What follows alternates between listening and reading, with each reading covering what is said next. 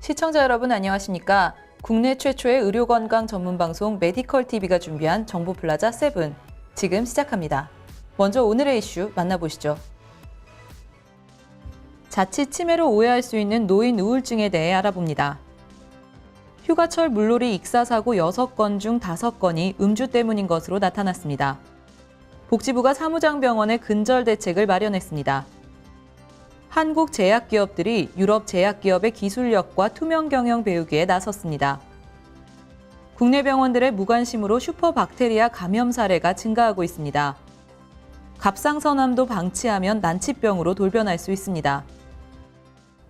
나이가 많은 노인들은 우울증에 노출되기 쉽습니다. 이런저런 질병에다 빈곤과 외로움 등이 겹쳐서 오기 때문인데요. 문제는 이런 우울증을 자칫 치매로 오해하기 쉽다는 점입니다. 우울증과 치매는 전혀 다른데도 말이죠. 박세미 기자가 취재했습니다. 20대 젊은 층에서 M4세대라는 말이 있다면 노인층에게는 4고세대라는 말이 있습니다. 노인은 질병, 빈곤, 고독감, 쓸모없다는 인식 등 4가지 고통을 겪는다는 의미입니다. 이러한 고통 때문에 노인들은 우울증을 겪기 쉽습니다.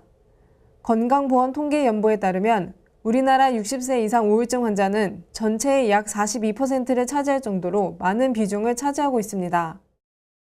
노인 우울증 환자들은 우울하다는 표현보다는 소화가 안 된다, 자꾸 아프다 라는 신체 증상을 호소합니다.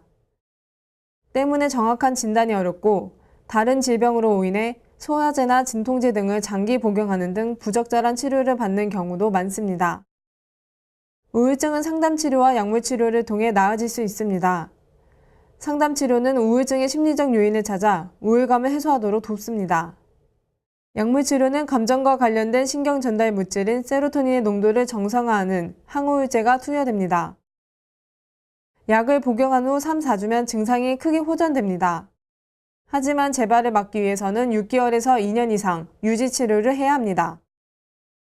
우울증은 뇌 전두엽 기능을 떨어뜨려 집중력을 흐리게 합니다.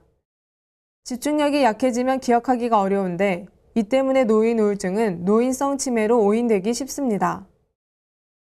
이제 우울증의 예전의 개념으로서는 이제 가성 치매에서는 어떤 내가 기억을 못 한다고 먼저 얘기를 하고 또 갑자기 또 발생하고 이런 부분이 더 가성 치매라고 해서 우울증을 많이 시사하는 소견이었고요.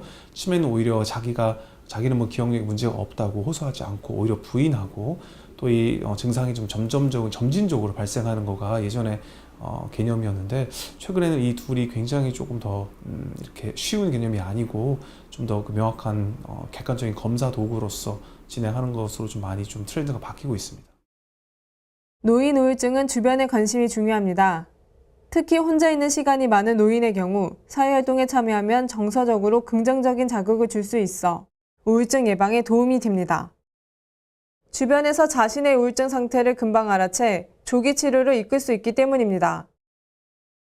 전문가들은 노인 우울증 예방을 위해 주 4회 이상 유산소 운동을 하라고 권합니다.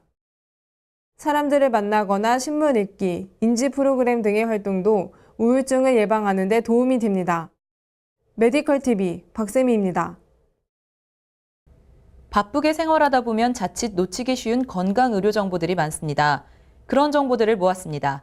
틈새 소식 만나보시죠.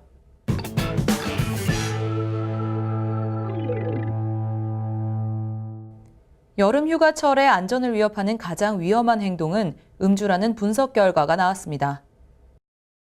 국립공원관리공단이 최근 5년간 7월과 8월 중에 국립공원에서 발생한 물놀이 익사 사고 6건을 분석한 결과 음주 후 물놀이로 인한 익사가 5건으로 전체의 83%를 차지했습니다. 공단 측은 술을 마시면 심장박동이 빨라지고 혈관이 팽창하는데 이때 찬물에 들어가면 혈관이 급격하게 수축하면서 심장마비가 쉽게 발생할 수 있다고 설명했습니다.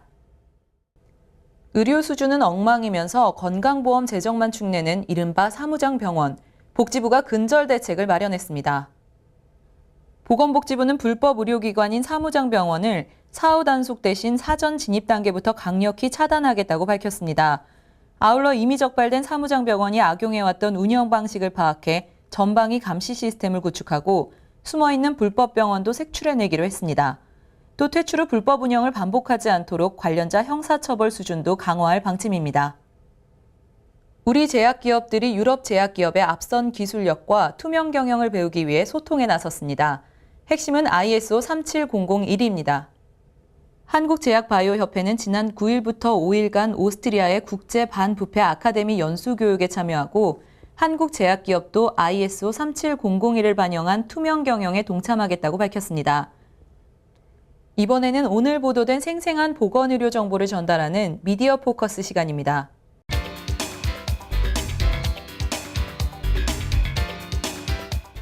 국내 병원들이 슈퍼박테리아 감염에 여전히 무관심합니다. 특정 다제내성균 감염 사례가 계속 증가하고 있습니다. 대한임상병리사협회 감염관리위원회는 슈퍼박테리아의 일종인 카바페넴 내성 장내세균의 경우 올 1월부터 5월 사이 4,784건이 발생하는 등 매년 증가하고 있다고 밝혔습니다. 협회 조사에 따르면 감염병 발생 감소를 위해 감시 배양 검사를 실시하는 의료기관은 18.8%에 불과했습니다. 협회는 효율적인 관리를 위한 기본 인프라 구축을 정부에 촉구했습니다. 경향신문 박효순 기자가 관련 내용을 기사로 다뤘습니다. 흔히들 갑상선암을 착한암이라고 부릅니다. 진행과 전이가 느리기 때문인데요. 하지만 이런 갑상선암도 방치하면 돌변한다고 합니다. 연세대 세브란스병원 정웅윤 교수는 0.5cm쯤 되는 순환 유두암, 여포암도 기관지, 신경 등을 침투할 수 있는 곳에 생겼다면 빨리 제거하는 게 나을 수 있다고 말합니다. 경과 관찰 중 림프절 등 다른 곳으로 전이되면 치명적인 결과를 가져올 수 있기 때문인데요. 특히 미분화암의 경우 수술이 불가능한 경우가 많아 대부분 생존 기간이 6개월을 넘지 못합니다.